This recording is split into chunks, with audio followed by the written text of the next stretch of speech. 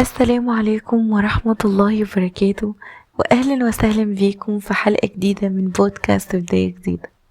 حلقتنا النهاردة مهمة جدا لكل بنت بتسمعني، إنه محدش هيحبك لو انت مش بتحبي نفسك.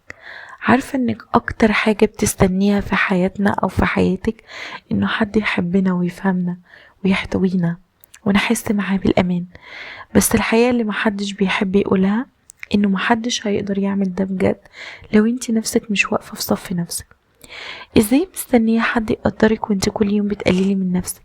ازاي مستنية حد يسمعك وانت ساكتة على وجعك وبتقولي مش مهم؟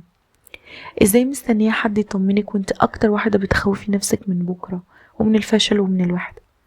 ازاي مستنية حد يفضل جنبك وانت اول واحدة بتهاجري نفسك وقت التعب وبتنسيها عشان ترضي غيرك؟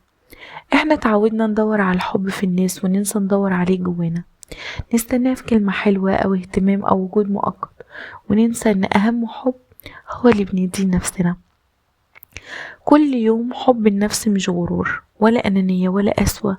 حب النفس إنك ما تسمحيش لحد يكسر قلبك باسم القرب. حب النفس إنك ما تفضليش في مكان بيقلل منك علشان الخوف من الفراق. حب النفس إنك تختاري نفسك حتى لو القرار ده صعب.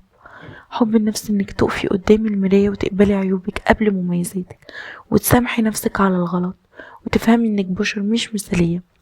لما تحبي نفسك هتبقي هادية، مش علشان الدنيا سهلة، لأ، عشان انت من جواكي قوية. هتبطلي تستني حد ينقذك، وهتعرفي إنك قادرة تقومي لوحدك، وهتبطلي تقبلي بعلاقة ناقصة واهتمام على المزاج ووعود ما بتكملش. هتعرفي ان اللي عايزك بجد هيجي كامل مش نص بني ادم ولا وجود مؤقت. الناس هتيجي وتمشي والمشاعر بتتغير والظروف بتتقلب، بس انتي الوحيدة اللي هتفضلي مع نفسك للنهاية. فلو حاسة انك محتاجة حب زيادة او احتواء اكتر، ما تدوريش عليه بره. جربي تدي لنفسك الاول، جربي تحبي نفسك وتحميها وتختاريها، عشان محدش هيحبك بصدق لو انتي مش بتحبي نفسك. أنا نهى، كنت معاكم في بودكاست بداية جديدة.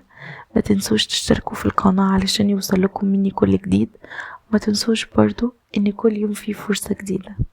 في أمان الله، مع السلامة.